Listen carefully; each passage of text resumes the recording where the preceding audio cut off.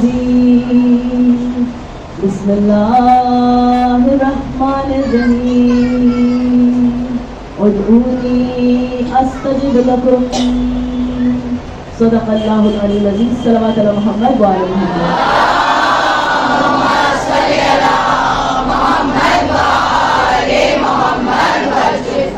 ساری تعریفیں اس خدائے بزرگ و برتر کے نام کے جس کے قبضہ قدرت میں کائنات کا ہر نظام ہے. درود و سلام محمد و آل محمد. اللہم صلی علی محمد و آل محمد وجل فرجهم. کنیزان سیدہ، عزاداران سید الشہداء، غمخواران غریب نینوا، ہماری موجودگی آج اس جگہ پر اس وقت اس نیت اور اس قصد کے ساتھ، اس ادب اور اس توجہ کے ساتھ اس بات کی دلیل ہے کہ جو شہزادی زینب کبریٰ سلام اللہ علیہا نے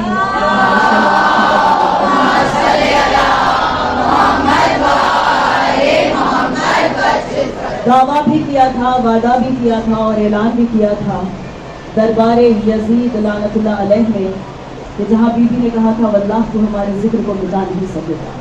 عزیزان گرامی، ہر مجلس، یہ مجلس بھی اسی ایک جملے کی تشریح ہے کہ جہاں انسان جمع ہوتا ہے ذکر محمد و آل محمد سننے کے لیے اور حسب حیثیت پرسہ دیتا ہے رو کر اپنے آنسوؤں کو اور یہ دعا مانگتا ہے کہ وہ بی بی جو اپنی ٹوٹی ہوئی پسلیاں لے کر ہر مجلس میں موجود ہوتی ہے اس کے رومال میں ہم گناہ گاروں کے یہ آنسو جگہ پا جائیں انشاءاللہ.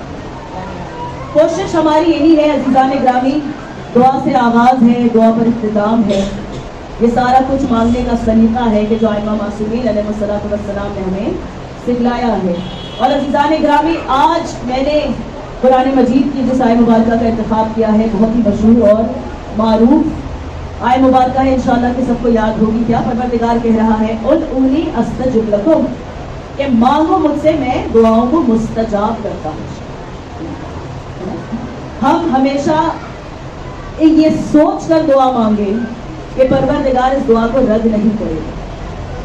پہلی شرط یقین ہے کہ ہم نے جو دعا مانگی ہے وہ انشاءاللہ ضرور مستجاب ہوگی. ہاں ویسے ہو سکتا ہے نہ ہو کہ جیسے ہم چاہتے ہیں، لیکن پھر اس میں بھی ہماری بھلائی ہے. یہ ہمارے اندر بصارت اور بصیرت کی کمی ہوتی ہے کہ ہم کبھی سمجھ نہیں پاتے. بالخصوص عزیزان گرامی، ہم لوگوں میں تو کبھی یہ شک پیدا ہونا ہی نہیں چاہیے.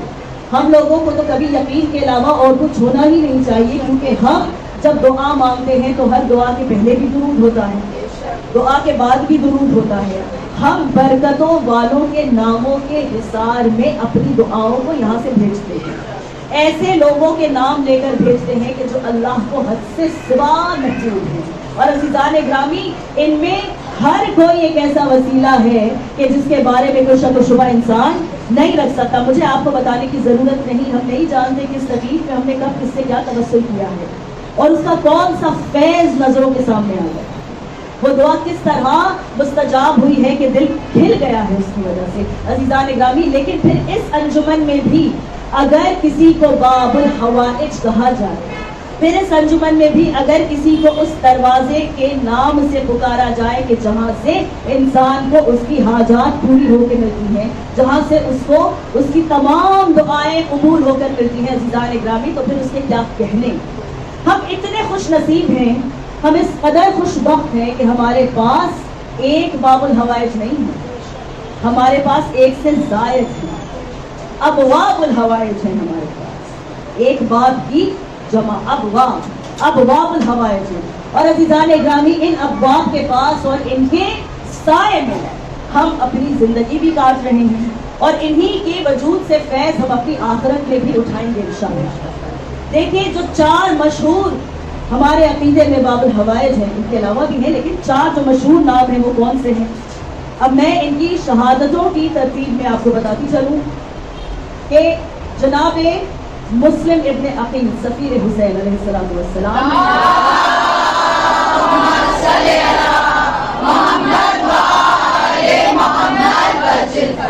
اس کے بعد عزیزان گرامی وہ نام ہے جسے ہم ہر مصیبت میں پکارتے ہیں. اتنا بڑا باب الحوائج ہے کہ جس کا لقب باب الحسین بھی ہے، وہ دروازہ کہ جہاں سے انسان سید الشہداء علیہ السلام تک پہنچ جائے. سرکار وفا سقائے سکینہ مولا عباس علمدار علیہ السلام.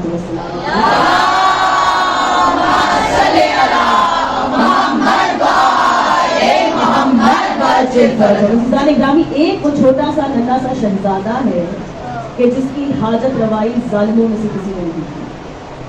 شہزادہ علی اصغر علیہ السلام یہ بھی باب الحوائج میں. اور عزیزان گرامی امام موسیٰ کاظم علیہ السلام کے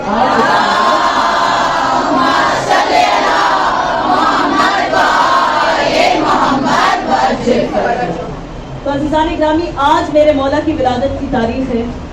اگر یہ ایام غم کے ایام نہ ہوتے تو یہ ماحول کچھ اور ہوتا. ہم سب یہاں موجود ہوتے لیکن ماحول کچھ اور ہوتا. لیکن کمال تو نظام آزاداری کا یہ ہے کہ اس میں ہم ہر حال فضائل سنتے ہیں. اس کا بھی ایک سائنس ہے. جب تک محبت نہیں جاگے گی آنکھوں سے آنسو نہیں رہیں. انسان کو جھنجھوڑا جاتا ہے، اس کے ضمیر کو جگایا جاتا ہے اور اسے یاد دلوایا جاتا ہے کہ کتنا بڑا احسان ہے اس محسن کا تم پر کہ جس نے ایسے محسنین تمہیں دے رکھے ہیں، جس نے ایسے محسنین تمہیں دے رکھے ہیں. اس کے پہلے کہ میں تقریر کو ذرا سا اور آگے لے جاؤں، درخواست ہے کہ آپ لوگ خاموشی سے بیٹھ جائیں. وہاں جو بھی باتیں ہو رہی بند کر دیں.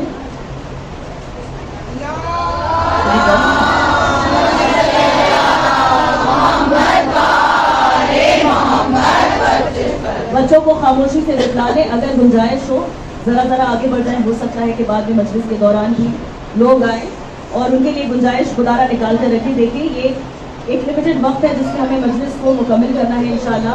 مطالب بھی دن کے انداز سے ہمیں پیش کرنے ہیں. خدارہ تھوڑے سے رسپانسبل بنیے، اپنی بھی تربیت کیجیے، اس فرش پر بیٹھ کے اپنے بچوں کی بھی انشاءاللہ. تو عزیزان گرامی عرض آپ کے سامنے یہ کر رہی ہوں کہ پروردگار سورہ آل عمران میں جو تیسرا سورہ ہے قرآن مجید کا، اس کی آیت نمبر 134 میں ارشاد فرما رہا ہے وَقَاذِمِينَ الْغَيْظَ. وَقَاذِمِينَ الْغَيْظَ وہ لوگ کہ جو اپنے غیظ کو کظم کر لیتے ہیں، اپنے غصے اور غضب کو روک لیتے ہیں، اپنے غصے اور غضب کو قابو کر لیتے ہیں. پھر کیا کہتا ہے اللہ؟ وَعَافِينَ عَنِ النَّاسِ اور وہ لوگ کہ جو باقی لوگوں کے لیے عافیت بنتے ہیں، وہ لوگ کہ جو باقی لوگوں کے لیے فلاح اور عافیت کا پیغام رکھتے ہیں. ٹھیک ہے، ان کو مینشن کرتا اور پھر پروردگار کہتا ہے واللہ یحب المحسنین کہ بے شک اللہ جو ہے وہ کیا ہے، ان لوگوں سے محبت کرنے والا ہے کہ جو محسنین ہے، جو نیکی کرنے والے ہیں. عزیزان گرامی آیت کا آغاز جہاں سے ہوتا ہے پروردگار کہتا ہے کہ اللہ ان لوگوں کو محبت کے رشتے میں رکھتا ہے. اللہ ان لوگوں سے محبت کرتا ہے کہ جو ہمیشہ خیر والا عمل کرتے ہیں، عمل خیر کرتے ہیں. کب؟ کہ جب ان کے پاس زیادہ ہوتا ہے تب بھی، جب ان کے پاس کم ہوتا ہے تب بھی. پھر اللہ کہتا ہے کہ دوسری شرط کیا ہے کہ کظم الغیظ کرتے ہیں. جب انہیں غصہ آتا ہے، غضب آتا ہے، کوئی نیگیٹو جب فیلنگ ان پر حاوی ہونے لگتی ہے تو وہ کیا کرتے ہیں؟ خود کو قابو کر لیتے ہیں، یعنی اپنے نفس پر ہمیشہ ایک مکمل کنٹرول رکھتے ہیں. اور تیسری بات کیا ہے، تیسری شرط کیا ہے کہ جو لوگوں کے لیے عافیت ہے، جو لوگوں کے لیے عافیت ہے. عزیزان گرامی یہاں ایک نقطہ چھو کے اب بات آ گئی ہے، اس لیے کہتی چلوں، اس کے بعد یہاں سے آگے بڑھ جانا ہے انشاءاللہ. کہ اللہ نے 3 صفات یہاں پر بتائی ہیں کہ جن سے انسان اللہ کی محبت کا حقدار ہو جاتا ہے. اب اللہ کی محبت ہماری آپ کی محبت کی طرح نہیں ہے، کبھی زیادہ کبھی کم، کبھی بہت زیادہ کبھی بالکل غائب. بھائی ہمارے ساتھ تو یہ مسئلہ ہے out of sight out of mind. جب تک جو سامنے ہے اس سے بڑی محبت ہے، جو ہٹ گیا ذہن ہے، انسان کا ذہن ہے، کیفیات ہے نا، تو ہم پر کبھی طاری ہوتا ہے، کبھی کچھ ہو جاتا ہے. ہمیں شکایتیں بڑی آسانی سے ہو جاتی ہیں. پھر ہم جب چلے جاتے ہیں اس دنیا سے محبت رہتی ہے، محبت کی یاد رہتی ہے. عزیزان گرامی اللہ اگر کسی سے محبت کرتا ہے تو اسی لازوال حب وہ ہمیشہ رکھتا ہے نا. وہ کبھی وہ محبت متزلزل نہیں ہوتی، اس میں کوئی ملاوٹ نہیں ہوتی، اس میں کوئی ضرورت نہیں ہے، کیونکہ وہ بے نیاز ہے. تو عزیزان گرامی اتنے بڑے حبدار کی محبت حاصل کرنے کے لیے صرف 3 باتیں ہیں کہ جن کو کرنا پڑے گا. پہلی بات کیا ہے کہ جو کچھ تمہارے پاس ہے، حالات اچھے ہو تو بھی عمل خیر کرو، برے ہو تو بھی عمل خیر کرو. یہ شکایت نہ کرو کہ اتنا کم ہے، اس میں سے کیا دیں. دوسری کیا شرط ہے کہ اپنے غیظ پر، اپنے غصے پر قابو رکھو. یہ ایک ذاتی ذمہ داری ہے. پھر کیا ہے پھر کیا عزیزان گرامی کہ لوگوں کے لیے عافیت کا باعث بنو، پریشانی کا باعث نہ بنو، فساد نہ پھیلاؤ، سماج میں فساد نہ پھیلاؤ۔ عزیزان گرامی یہ در وہ در ہے جہاں دشمنوں کو دوست بنایا جاتا ہے، دوستوں کو دشمن بنانے والا یہ در نہیں ہے۔ جملہ کہہ گئی میں کہ دوستوں کو دشمن بنانے والا یہ در نہیں ہے عزیزان گرامی، یہ وہ در ہے کہ جہاں ہر آئے تو ہر علیہ السلام بن جائے، جس کی وابستگی اس در سے ہو جائے عزیزان گرامی، اس کے اندر جو بھی ایسی صفات ہیں کہ جو نیچتا کی طرف کے، جو نیچے کی طرف کے، جو ہمیشہ پستی کی طرف جاتی ہے، نیستی کی طرف جاتی ہے، ان سے ابھار دیتا ہے یہ در۔ کینہ ہے، بغض ہے، غصہ ہے، غضب ہے، غیظ ہے، یہ ساری چیزیں کیا ہیں؟ نیگیٹو کوالٹیز ہے۔ بہرحال عزیزان گرامی اللہ کہتا ہے کہ میں پسند کرتا ہوں اس کو، ان تین صفات میں سے ایک صفت اچھی ہے، میں پسند کرتا ہوں اس کو کہ جو اپنے غیظ پر قزم کر لے، جو اپنے غصے پہ قابو کر لے۔ عزیزان گرامی اللہ کے سوا اور معصومین کے سوا کسی کے پاس غیظ نہیں ہے۔ غصہ ہمیں بھی آتا ہے، آپ کو بھی آتا ہے، بچوں کو بھی آتا ہے، پیر پٹکتے نہیں پٹکتے، ضد کرتے نہیں کرتے، ہمیں بہت غصہ آتا ہے، اسی لیے تو ہم میں سے آدھے سے زیادہ لوگ بی پی کی میڈیسن کھاتے ہیں نا بھائی۔ لوگ بڑے فخر سے کہتے ہیں، یہ بہت افسوس کی بات ہے، ہماری اپبرنگنگ کا ایک بہت بڑا فالٹ ہے کہ مائیں بڑے فخر سے کہتی میرے بیٹے کو بڑا غصہ، اس کو درست کیجیے، ہی از ان نیڈ آف ریمیڈی، درست کیجیے اس کو، کیوں برداشت کیا ہے آپ نے، درست کیجیے، دیکھیے کہاں کمی رہ گئی ہے، دیکھیے کہاں کمی رہ گئی ہے۔ بھائی اپنی اولاد کے بارے میں یہ کہنا کہ اسے بڑا غصہ آتا ہے کوئی فخر کی بات نہیں ہے، یہ کوئی فخر کی بات ہے، لیکن عموماً لوگ کیا کہتے ہیں کہ ہمیں بڑا غصہ آتا ہے، ہمارا غصہ بڑا خراب ہے، کہ اپنا غصہ جہنم کے راستے پر گامزن کر دے گا آپ کو۔ اللہ پسند نہیں کرتا، غیظ ہے اس کے پاس ہے، غیظ کے ساتھ ہمیشہ اقتدار کا تصور آتا ہے، غصہ انسان بھی کرتا ہے، لیکن اللہ یا پھر اس کے نمائندے جو ہوتے ہیں ان کے پاس غیظ ہوتا ہے۔ عزیزان گرامی جناب موسیٰ ہے طور پر چڑھ رہے، غیظ میں پروردگار اس کا دانا پانی بند کر دے، ہے نا، یہ غیظ ہے، یہ غیظ ہے۔ عزیزان گرامی ہم کیا کہتے ہیں، علی کے شیر کو غیظ آ گیا، یہ جس کے پاس اقتدار ہو کہ سامنے والے کو برباد کر دے اپنے غصے سے، اپنے اشارے سے، اپنے اقتدار میں، اس کی قوت میں، اس کے قابو میں، اس کے کنٹرول میں یہ چیز ہو کہ جس کی وجہ سے اسے کوئی بات ناگزیر گزری ہو۔ عزیزان گرامی ایک مثال یہاں پر دوں گی، بات واضح ہو جائے گی کہ شب عاشور جب 6 لاکھ کا لشکر آیا تو عباس کے ہاتھ میں کون سا ہتھیار تھا؟ ملتا ہے کوئی ریکارڈ اس کا؟ نہیں، آنکھیں علی کی ہوئی، قلب لشکر تک پہنچ گیا، نہ چونکی نہ چرا کی دشمنوں نے، کچھ نہیں، یہ کیا تھا؟ عباس کا غیظ، لیکن یہ علی کا بیٹا ہے، عزم الغیظ۔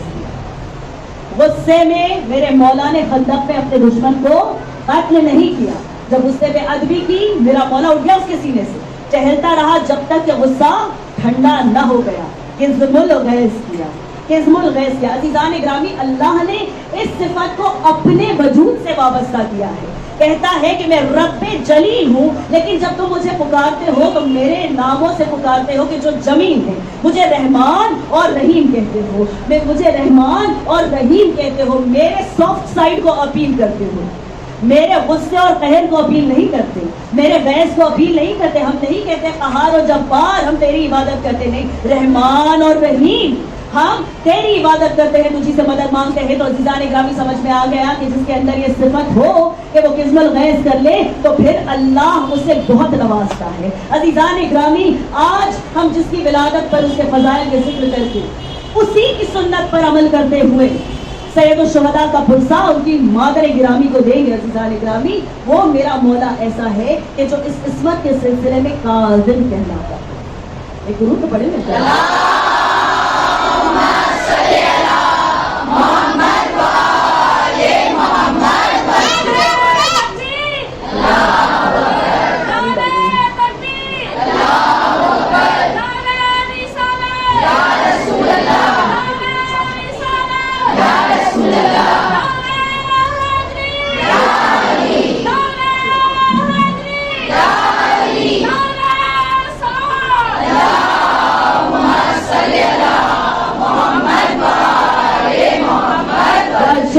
تو عزیزان گرامی عرض آپ کے سامنے میں نے کیا کہ اللہ نے اسے نام ہی کاظم دیا۔ دیکھیے جس کے پاس اقتدار نہ ہو, جس کے اندر غیظ کی صفت نہ ہو, ٹھیک ہے, وہ اگر برداشت کر لے اور بات ہے, لیکن جس کو اللہ غیظ دے کر بھیجے پھر اس کا امتحان یہ ہے کہ وہ اس کو قزم کرے, وہ اس کو قابو کرے. یہ اللہ کی صفت ہے. عزیزان گرامی, ہر معصوم اللہ کی ایک صفت کو زمانے کے سامنے اجاگر کر کے گیا. میرے مولا نے اپنی پوری زندگی کیسے کاٹی؟ قید و بند دے کر. اس قدر میرا مولا قید اٹھاتا رہا, الگ الگ جگہوں پر الگ الگ طریقے سے ایذا دیا گیا کہ زندگی کا جب شمار کیا جاتا ہے تو مورخین لکھتے ہیں کہ 25 برس کل یہ دور ہے کہ جس میں میرا مولا قید میں گیا, پھر باہر نکلا, پھر گیا, پھر باہر نکلا. عزیزان گرامی, یہ دور وہ دور تھا کہ جو ملعون عباسی خلیفاؤں کا دور تھا. یہ خلفاء کون تھے؟ عزیزان گرامی دیکھیے, ایک بہت بڑا مسئلہ نفاق کے ساتھ یہ ہے کہ وہ دوسرے لوگوں کی پہچان چرانا چاہتے ہیں, دوسرے لوگوں کی پہچان چرانا چاہتے ہیں. یہ اہل بیت کی پہچان چرانا چاہتے تھے. انہوں نے کیا کہا کہ ہماری بھی رشتہ داری ہے رسول سے, ہماری بھی رشتہ داری ہے رسول سے. عزیزان گرامی, ایک بات آپ کے سامنے عرض کروں گی, بہت تیزی سے پوری روایت مجھے پیش نہیں کرنا, کہ امام بیٹھے ہیں دربار میں, بلایا ہے ملعون نے اور کہتا ہے کہ ہم میں اور آپ میں جھگڑا کیسا؟ ہم تو رشتہ دار ہیں, اے ابن ام, اے چچا زاد, اے کزن میرے, ہم اور آپ تو رشتہ دار ہیں, ہمیں جھگڑا کس بات کا ہے؟ تو میرے مولا نے کیا جواب دیا اس کو؟ کہا یہ بتا ہارون کہ ابھی اگر رسالت باپ محمد مصطفیٰ صلی اللہ علیہ وسلم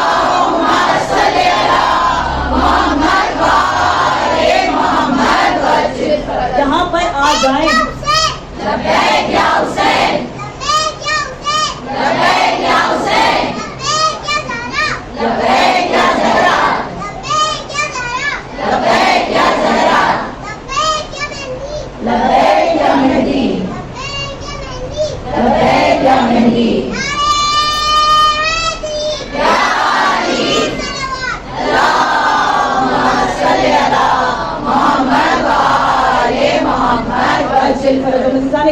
اگر کہتے ہیں میرے مولا کہ اگر اس وقت رسول آ جائے گا پھر تو کیا کرے گا؟ کہا اپنے مقام سے کھڑا ہو جاؤں گا, ان کے ہاتھوں کے بوسے لوں گا.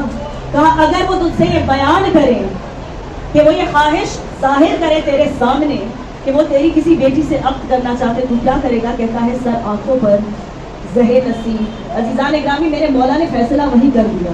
پورے دربار کے سامنے میرے مولا نے کہا ہارون, تجھ میں اور مجھ میں یہی بنیادی فرق ہے کہ تیری بیٹی کا جو نکاح ہے وہ میرے جج سے جائز ہے, لیکن میری بیٹی کا نکاح نہیں ہو سکتا کیونکہ وہ ان کے خون سے ہے. گرو پڑھے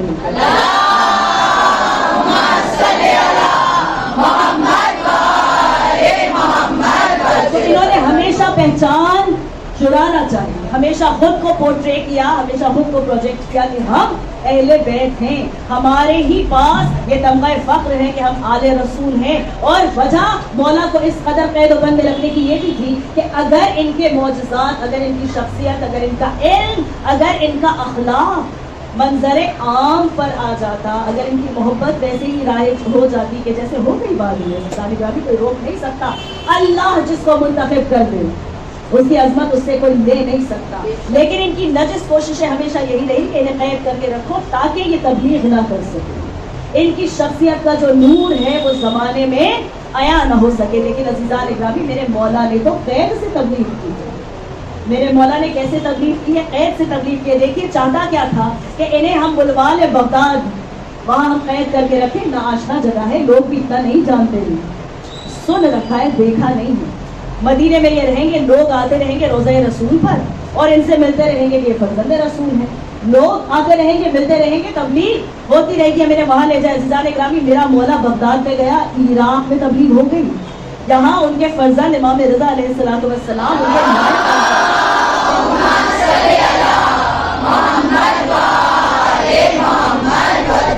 نائب بن کر رہے. عزیزان اکرامی, اور مدینے میں تبلیغ جاری رہی. تو اللہ کہتا ہے کہ اگر تم میرے بنائے منصوبوں پر حاوی آنا چاہو گے تو میں تمہاری مکاریوں کو تمہارے خلاف کر کے تمہارے دامن میں ڈال دوں گا, تمہارے گلے میں پہنا دوں گا. بہرحال عزیزان اکرامی, یہاں سے آگے بڑھتے ہوئے, اس لیے کہ دامن وقت میں واقعی گنجائش نہیں ہے, آج یوں ہی 8:30 بج گئے ہیں. مجھے ایک روایت آپ کے سامنے پیش کرنی ہے, اگر گنجائش نہیں تو اس سے آگے بڑھوں گی, ورنہ اس پہ ہی اختتام کرنا ہے آج فضائل کا. عزیزان اکرامی, ایک شخص ہے کہ جو راوی ہے اس کا نام ہمیں نہیں ملتا, حاجی لکھتے ہیں, اور وہ ایک شخص کے بارے میں یہاں پر بیان کرتے ہیں. جس کے بارے میں بیان ہو رہا ہے اس کا نام ہے ابراہیم. میری بیٹیاں یاد رکھیں گی, ابراہیم. اب وہ کہتا ہے کہ ہم حج کے لیے راستے میں گامزن تھے. آپ جانتے ہیں پہلے پیدل جایا کرتے تھے لوگ, یا اونٹوں پر جایا کرتے تھے, تو بہت طویل ایک سفر ہوتا تھا, راستہ بھول جاتے تھے لوگ, دشت ہے نا, ڈیزرٹ ہے پورا, کوئی نشاندہی کے لیے نہ کوئی سڑک ہے نہ کوئی کنارہ ہے. تو عزیزان گرامی, وہ شخص کہتا ہے کہ ہمارے قافلے میں ایک ایسا شخص تھا کہ جس کے بارے میں نہیں جانتا تھا اس کا نام کہاں کیا ہے, وہ کس ملک سے آیا ہے, وہ عرب ہے یا عجم ہے, اس کی زبان کیا ہے. لیکن میری توجہ بار بار اس کی طرف جاتی تھی کیونکہ اس نے اپنے سینے سے ایک چیز کو لگائے ہوئے رکھا تھا.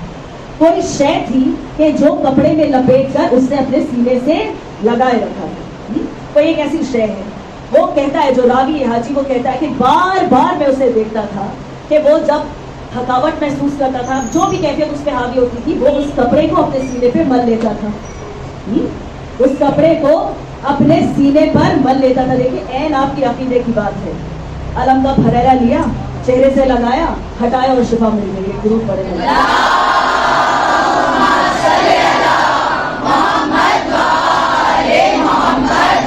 وہ کہتا ہے میری حیرت تب اور بہت زیادہ بڑھ گئی کہ جب ایک مقام پر ہم راستہ بھول گئے اور وہ شخص نمایاں ہوا.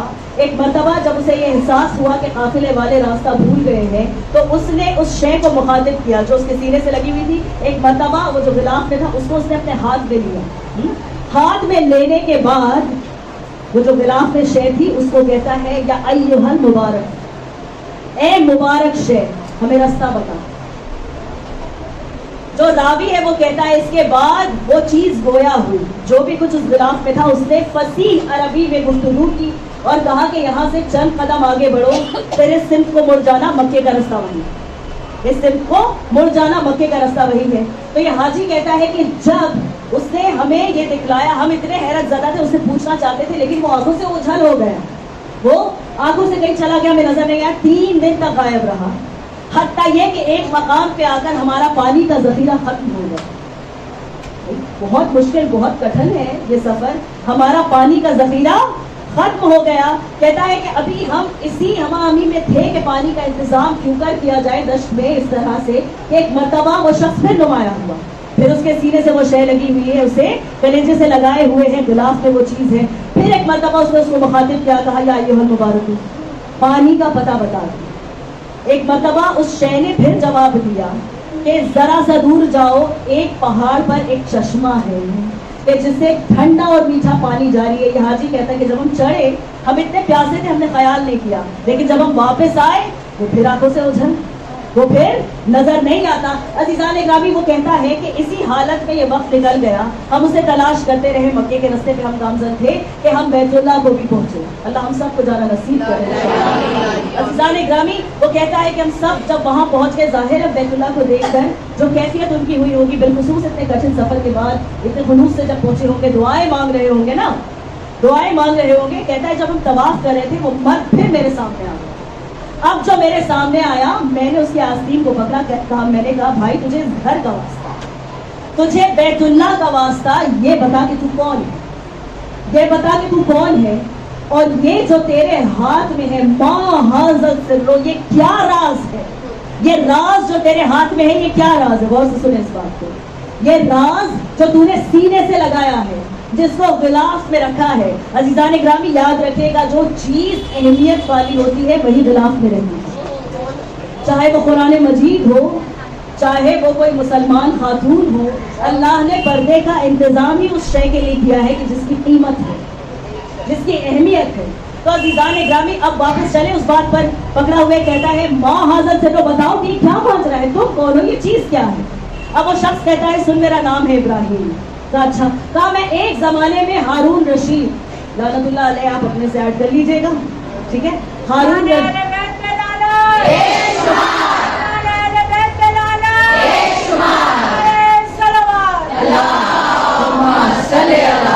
محمد محمد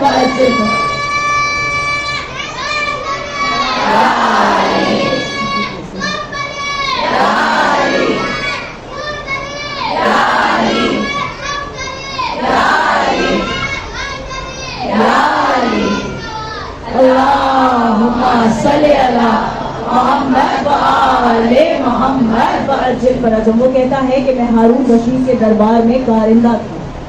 میں اس کے ساتھ اس سفر پہ آیا کہ جس میں وہ حج کے لیے آیا اور اس کے بعد مدینہ پہنچا روضہ رسول پر سلام کرنے کے لیے, اور اس نے روضہ رسول پر جا کر کہا اے میرے جد آپ کو سلام. ٹھیک ہے, جواب آیا اس کا نہیں آیا. کہتا میں نے سنا, ظاہر ہے جواب نہیں آئے گا, کوئی بھی جا کر سلام کرے گا جواب تھوڑی نہ مل جائے گا. معصوم ہر کسی کے سلام کا جواب نہیں دیتے. عزیزان گرامی اس کے سلام کا جواب دیتے ہیں کہ جو والدین کو اپنی پشت پر لاد کر لے کر گئے. یاد ہے بیٹیاں میری یاد رکھے اس بات کو. تو عزیزان گرامی کہتا ہے کہ میں نے دیکھا ظاہر ہے کوئی جواب نہیں آیا, خاموشی تھی. بھائی یہی کیا کم فضیلت ہے, کیا کم سعادت مندی ہے کہ اس روزے تک انسان پہنچ جائے اور سلام کر لے. دعا کیجیے کہ آزاد ہو وہ ناصبیوں کے ہاتھوں سے, وہ مقام آزاد ہو. عزیزان گرامی مطلب زور سے الہی آمین تو کیا. تو عزیزان گرامی اب وہ شخص یہ کہتا ہے کہ میں نے پھر سنا کہ ہارون رشید نے کہا کہ اب رافضیوں کے امام کو بلاؤ. کبھی حیات نے موقع دیا نا اس لفظ پہ گفتگو کروں گی انشاءاللہ, کہ جو رافضیوں کا امام ہے یعنی امام موسیٰ کاظم علیہ السلام. عزیزان گرامی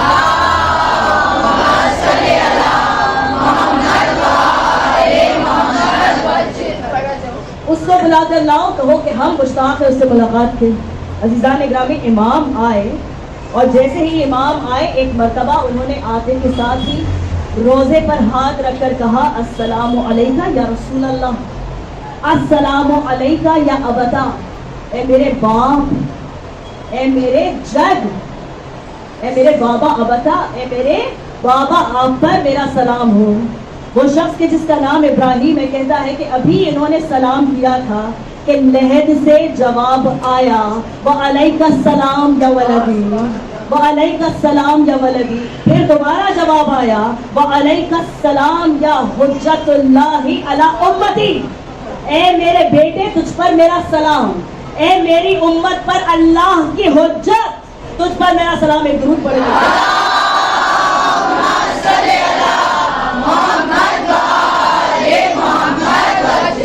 یاد ہے نا یہ گفتگو کہاں ہو رہی ہے؟ بیت اللہ کے سامنے. ابراہیم بیان کر رہا ہے کہ یہ سر کیا ہے, یہ راز کیا ہے. ذرا سا طویل ہے لیکن اسے سن لیجئے انشاءاللہ. اب کیا ہے کہ وہ کہتا ہے کہ جس دن میں نے یہ اپنی آنکھوں سے دیکھ لیا, نہ جانے میرے دل پر کیا اثر ہوگا. یہ رفتار محبت جیسے کہ ہم اور آپ ہیں انشاءاللہ. دعا کیجئے کہ یہ دن اور رات پڑھتی جائے, اس قدر بڑھ جائے, اس قدر بڑھ جائے کہ ہمیں لوگ پہچانے اسی چیز. تو عزیزان اکرامی محبت کا گرفتار ہے, امام کی زیارت کر لی ہے, ان کے اعزاز کو دیکھ لیا ہے, ان کے وجود کی مٹھاس کو محسوس کر لیا ہے. کیا کہتا ہے کہ میں بے چین تھا کہ مجھے کسی طرح دوبارہ ان سے ملاقات کرنے کا موقع مل جائے. کہتا ہے جتنا طویل وقفہ گزرتا گیا اس ملاقات سے اور دوسری ملاقات کے بیچ میں, میری ملنے کی جو چاہت تھی اس کی شدت بڑھتی ہی گئی, حتیٰ یہ کہ میں نے قصد کر لیا. دیکھیں نیت, کہ میں نے قصد کر لیا. یہ ایک روایت کتنی چیزوں کا جواب ہے عزیزان اکرامی. اہل بیت کون ہے؟ رسول نے کس کو جواب دیا؟ اپنے بیٹے کو جواب دیا. عزیزان اکرامی قصد کرنے والا جو ہے دیکھیے ابھی شیعہ ہے نہیں, تھا ادھر کا. ایک مرتبہ اس در پر آیا, ادھر کا ہو کر رہ گیا. عزیزان اکرامی ابراہیم کہتے ہیں کہ مجھے اس قدر اشتیاق ہو گیا کہ میں نے قصد کر لیا کہ اب جو مجھے مصطفیٰ جعفر کی زیارت ہوگی تو میں ان کی خدمت میں اپنی زندگی گزار دوں گا, ہے نا, میں ان کی خدمت میں اپنی زندگی گزار دوں گا. وہ کہتا ہے کہ ایک وقت ایسا آیا, میں دربار میں کارندہ تھا, ایک مرتبہ اعلان کیا گیا کہ سپاہیوں کو بھیجا جائے گا, ایک گروہ ہوگا, ایک بارش جائے گا, اور وہ کیا کرے گا, امام کو نظر بند کر کے اریسٹ کر کے کہاں لایا جائے گا, بغداد. عجیب بات یہ ہے کہ ان کے ساتھ جو سرکاری کارندہ بھیجا گیا وہ ابراہیم. دیکھیے قصد, نیت انسان کی کہ اگر پختہ ہو, اگر مخلص ہو تو اللہ کس طرح سے مستجاب کرتا ہے.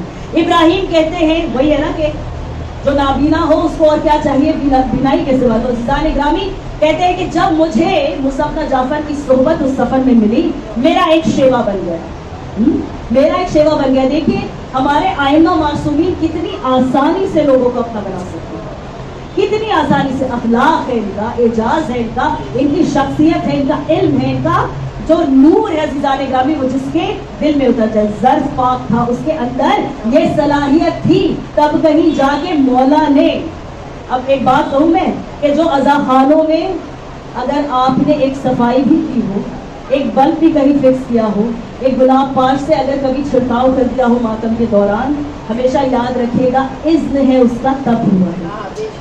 अगर उसकी इजाजत नहीं होती, आपको मुंतखब किया गया इस काम के लिए, this is your role for the day, आपसे यही काम करना है। इस फर्श पर बैठकर जितनी जगह आपने ऑक्यूपाई की है, मासूम की तरफ से तय की हुई जगह, फिर याद रखिए इसका हक अदा हमें करना है इंशाअल्लाह। तो अज़ीज़ान ग्रामी, इब्राहिम कहता है कि जब भी मैं देखता था कि अब फर्जंद रसूल वुजू करना चाहते हैं, मैं कश्त और पानी लेकर दौड़ जाता था।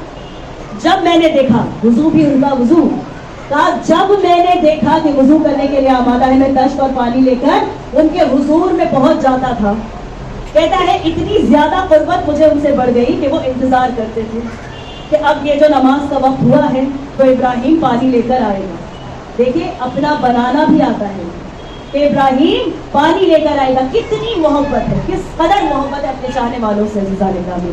ये हुज्जत खुदा है, एक एक इंसान की फिक्र नसीब है, और जो भटका हुआ है ना, जो गुमराह है, उस पर खास तवज्जो रखिए, उस पर खास तवज्जो है। बहरहाल तो इब्राहिम कहते हैं कि एक दिन जब मैं वुजू करा के अपने मौला को हटा फजर की नमाज के बाद, उसके वक्त के बाद, तो मैंने देखा कि मौला बैठकर अपने नालैन को देख रहे थे, अपने जूतों की तरफ उनकी नजर थी। तो मुझे पुकार कर कहते हैं कि इब्राहिम एक काम करो कि ये जो मेरे जूते हैं, इनमें से जो बाएं पैर का जूता है वो टूट गया है, इसे फेंक दो कहीं, डिस्पेंस ऑफ रिलीजन से फेंक दो, ये अब किसी काम का नहीं है, ये अब किसी काम का नहीं है। अज़ीज़ान ग्रामी, ज़हन में मेरे मौलाए कायनात की वो अदा आ गई है कि जब कहा गया कि मौला आपके जूते में जो तला है उससे ज़्यादा कीले हैं, उससे ज़्यादा सिलाई के धागे हैं। मेरे मौला ने क्या कहा कि जो पूरी दुनिया है उसकी हैसियत इस जूती से भी ज़्यादा हकीर है। अली दुरूद पढ़िए।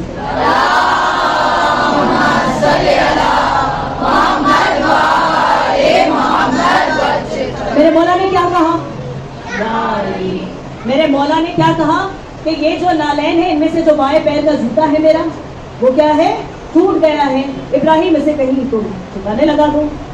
इब्राहिम कहता है जैसे मौला ने मुझसे ये कहा ना, ये इजाफी काम था, बहुत खुश हो गया, बहुत खुश हो गया। कहता है इजाफी काम आज मिला है। कहता फिर मैंने सोचा इतना पाक जूता, देखिए मारिफत कहाँ से बनती है, इतना पाक जूता कि जिसमें फर्जंद रसूल का पैर जाता हो। कहता मैंने सोचा मैं इसे कहीं फेंक दूं, कोई नजिस वजूद अगर इस तक पहुंच जाए।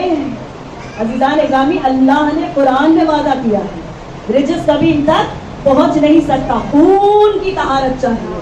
तो क्या कहते हैं इब्राहिम कि मैंने सोचा कि इतने पाक नालैन हैं और वहां तक अगर किसी नजिस का हाथ चला जाए, कोई हाथ से उठा ले, जैसे दुरुस्त करके पहन ले, पैर में पहन ले। कहता है मैंने उसे लपेट कर एक कपड़े में अपने पास रख लिया, मैंने लपेट कर उसे कपड़े में अपने पास रख लिया। और दूसरे दिन जब मैं अपने मौला के हुजूर पहुंचा, मेरे मौला की नजर जैसे ही मुझ पर पड़ी, कहते मुसअब जाफर ने जैसे ही मुझे देखा, पहली मर्तबा इस कदर खिल के मुस्कुराए। अल्लाह अकबर। कहते हैं मैंने देखा कि मुस्कुरा रहे हैं और मुझसे पूछते इब्राहिम मेरे जूते का क्या किया, मेरे जूते का क्या किया। इब्राहिम कहते हैं कि जब मौला ने मुस्कुराना शुरू किया तो मेरा चेहरा खिल गया।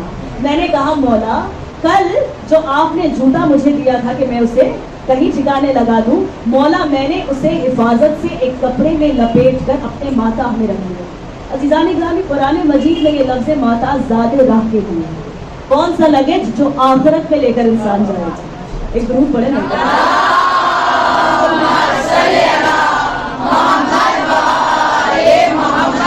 जो इंसान लेकर अली अली अली अली अली अली अली अली अली अली अली अली या अली अल्लाहुम्मा सल्ली अला मोहम्मद व आले मोहम्मद। अज़ीज़ान ग्रामी, अब क्या है कि इब्राहिम कहते हैं मैंने अपने माथा में रख लिया, मैंने अपने ज़ादे राह, याद है ना कहाँ से आ रहे, मदीने से बगदाद जा रहे। कहते मौला मैंने उसको अपने सफर के सामान में रख लिया। मेरे मौला का जिक्र सुनेंगे। कहते हैं इब्राहिम तुम्हारी मारिफत इतनी बढ़ गई, یہ اتنی سی صحبت کا یہ اثر ہے. میرے مولا کا جملہ، مولا کہتے ہیں ابراہیم تمہاری معرفت اتنی بڑھ گئی. اچھا ٹھیک ہے، اب جو یہ تم نے خدمت کی ادا دکھائی ہے، خدمت کرنے کی اجرت کیا ملتی ہے؟ میرا مولا کہتا ہے ابراہیم اب جو تم نے یہ ادا دکھائی ہے خدمت کی، تو میں تمہیں ایک بات بتلا دوں کہ اس جوتے کے عوض تمہیں کیا ملے گا. کہتا مولا کیا ملے گا؟ کہا اب جو تم نے اس کو مادہ میں رکھ لیا، اپنے پاس رکھ لیا، اسے غلاف میں ڈال کر اسے محترم جان کر رکھ لیا، یاد رکھو اگر کبھی رستہ بھول جاؤ اس جوتے سے پوچھ لینا، بتا دے گا.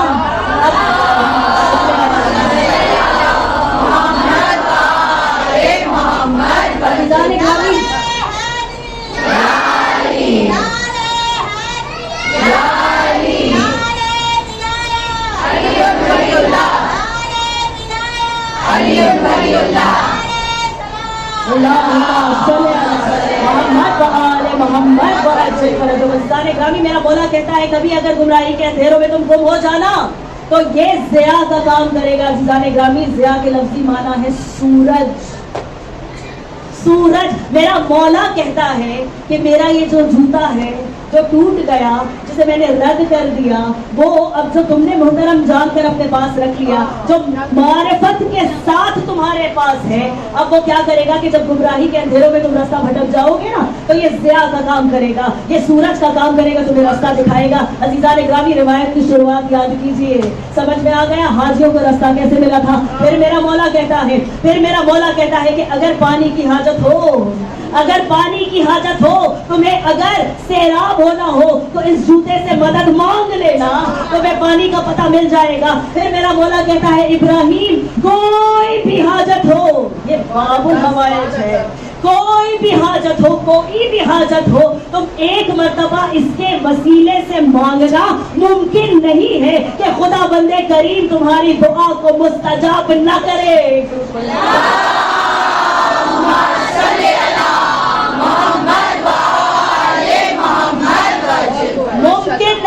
ممکن نہیں کہ تمہاری دعا رد ہو جائے. پھر میرا مولا کہتا ہے بس چند شرائط ہیں. کہا مولا کیا شرائط ہے بتا دے. کہا توحید پہ یقین رکھنا. کہا مولا ہے. کہا میرے جد کی رسالت پر یقین رکھنا، اس کی عصمت پر یقین رکھنا. کہا مولا ہے. کہا علی ابن ابی طالب کی ولایت پر یقین رکھنا. کہا مولا ہے. کہا علی کے صلب سے آنے والے 11 اماموں پر، ان کی ولایت پر، ان کی امامت پر، ان کی عصمت پر یقین رکھنا.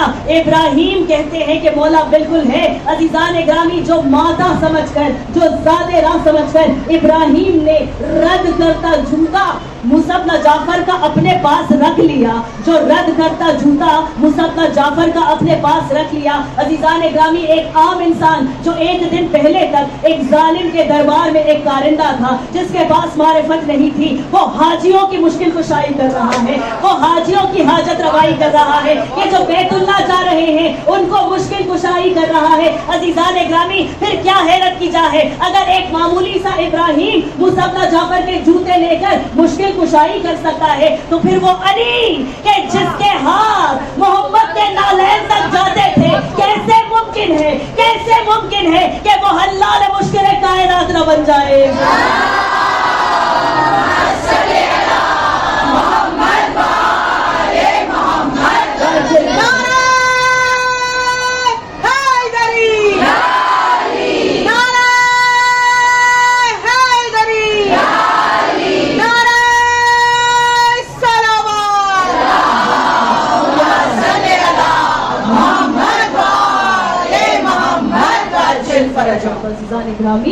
ایک بہت پیاری سی بات ہے جو اب میں آپ کے سامنے کہنے لگی ہوں.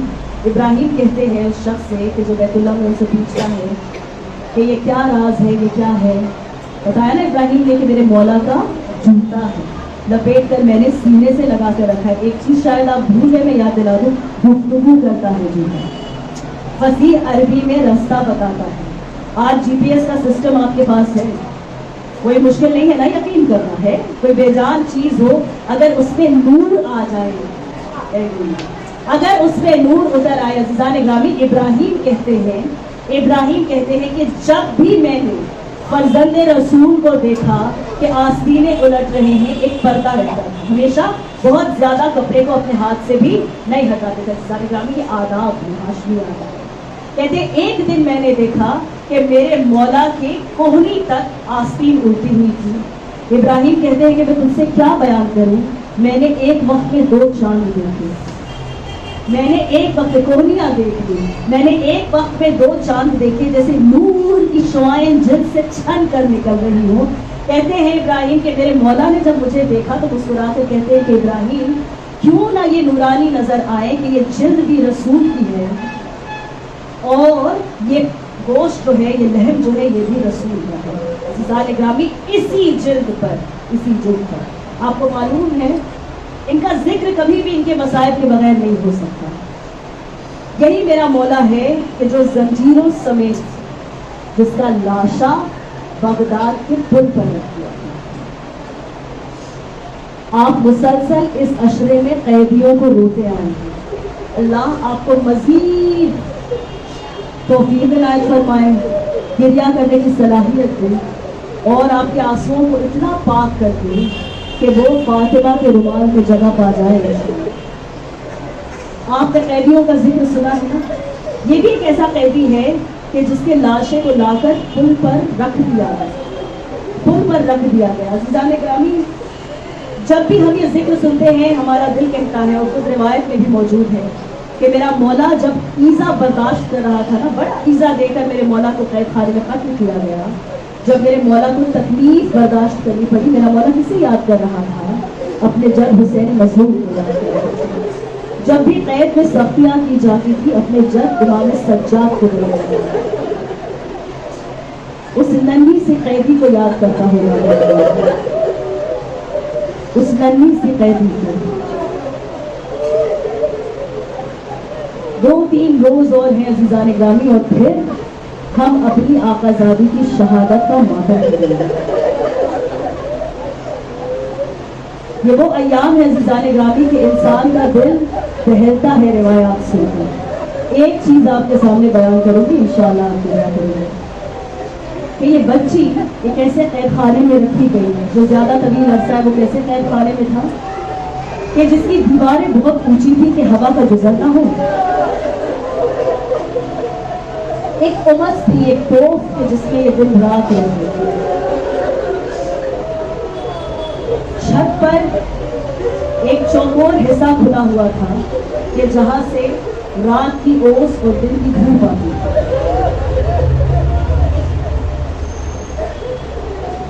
वो जो निकासी थी किसी काम की नहीं थी, क्योंकि उससे सिर्फ तकलीफ बढ़ती थी। इस तरह से वो चौकोर हिस्सा खुला हुआ था कि कैद खाने का एक वक्त शायद ही कोई कोना बचता हो कि जहाँ धूप नहीं आता। इस हद तक इन्हें उस तकलीफ को बर्दाश्त करना पड़ा कि रुखसारों की जो जिल्द थी वो जल कर उतर गई। पेशानियों पर, इनकी नाकों पर छाले पड़ गए। अज़ीज़ान ग्रामी, जब उड़ते हुए परिंदों को ये बच्ची देखा करती थी, मेरा मौला कहता है ना, मेरी बहन के सवालों ने मुझे बहुत रुलाया। जज़ाकुम रब्बुकुम, मैंने अभी कबीर बाजू में मसाला।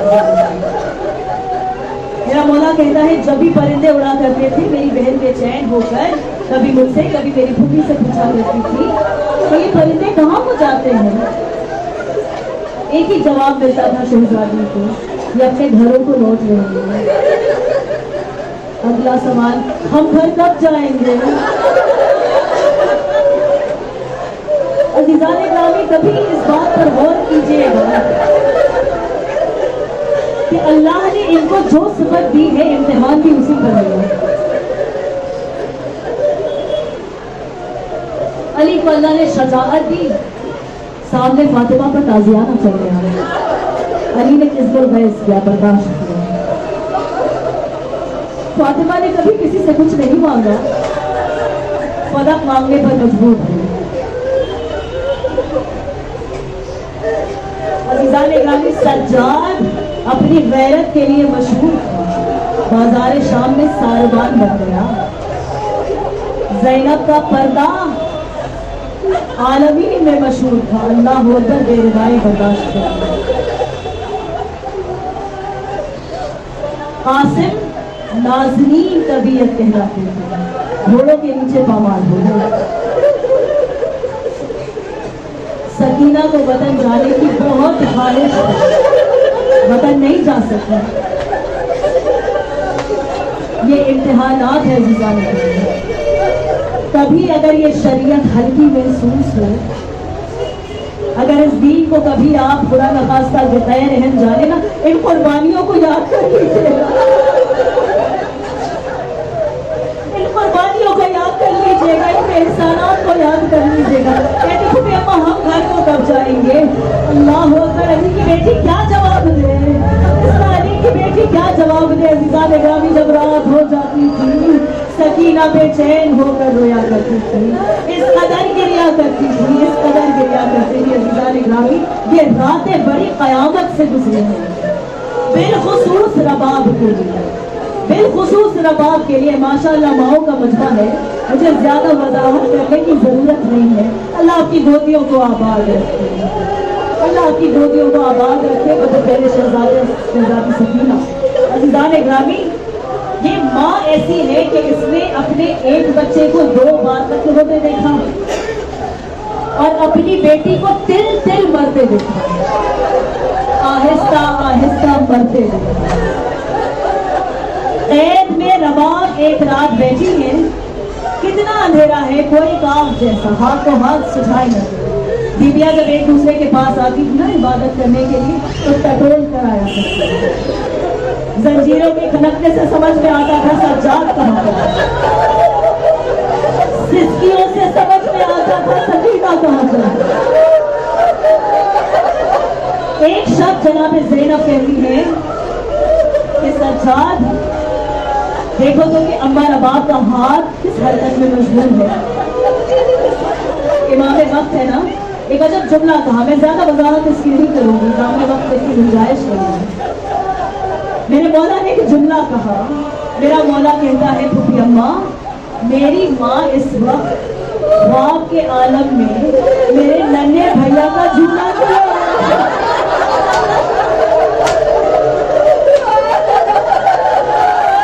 बीबी कबूल करे तुम्हारी आवाज़, अल्लाह अपनी रहमतें नाज़िल करे तुम्हारी आवाज़। इंसान का जरा तसव्वुर करो, समाज देखा हर आन कैसे इस बच्ची को गुड़िया दी गई, कैसे इसे तमाचे खाए, कैसे कुर्रे लगाए गए, कैसे इसे कनीज़ी में मांगा गया। अरे क्या रबाब ने अपनी आंखों से नहीं देखा था? सब बेटियों में सबसे ज्यादा हुसैन सकीना से मोहब्बत करते थे। कितने सुनकर कष्ट किए इस बच्ची ने, 3.5 बरस की उम्र से लेकर 4.5 बरस के सिक्के से 1 साल में इसकी कमर भी खमीदा हो गई, इसकी पसलियां भी कमजोर हो गई, इसके चेहरे पर स्याह हल्के पड़ गए, इसके बाल सफेद हो गए। कितनी तकलीफें इससे उठाई, कितनी तकलीफें उठाई। एक रिवायत बस आपके सामने पेश करूं और आपसे इजाजत लूं। असबाब रहमत को मैंने समेटना शुरू किया। अज़ीज़ान ग्रामी, कभी सोचा है माशाअल्लाह माँ का मजमा है, कभी आपने सोचा एक 4.5 बरस का बच्चा वसीयत करे?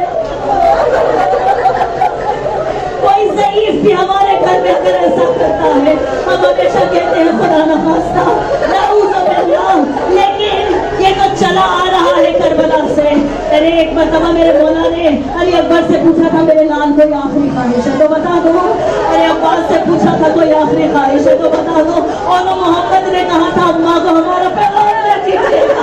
बस यहाँ ये बरस मामला होकर रह गया है। सज्जाद बैठे हैं, सामने सकीना आई है, कैद की सख्तियाँ झेल चुकी हैं, इस दौर में कुछ ज्यादा परेशान है।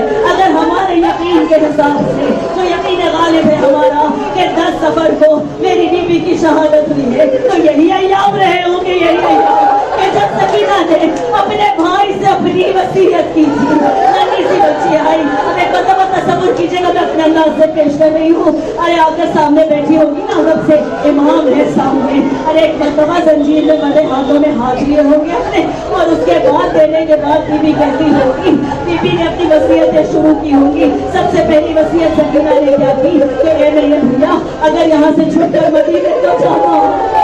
अल्लाह रिश्ते आते बता, सकीना कहती है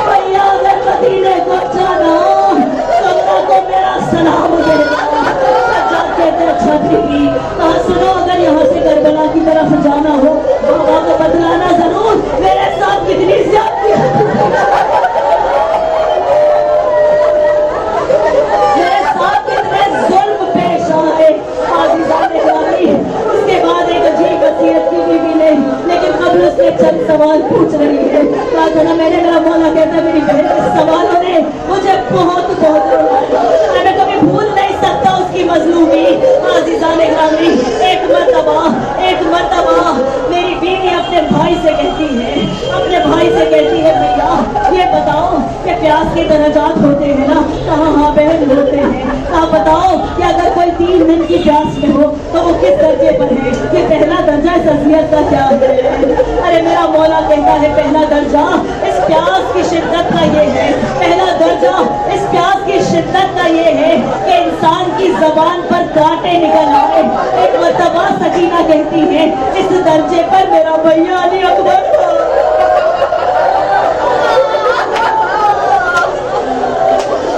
हाँ भैया, इससे बढ़कर अगर प्यास हो, इससे भी अगर एक दर्जा बढ़ जाए, अरे मेरा मौला रोकर कहता है इंसान का मुंह उस मछली की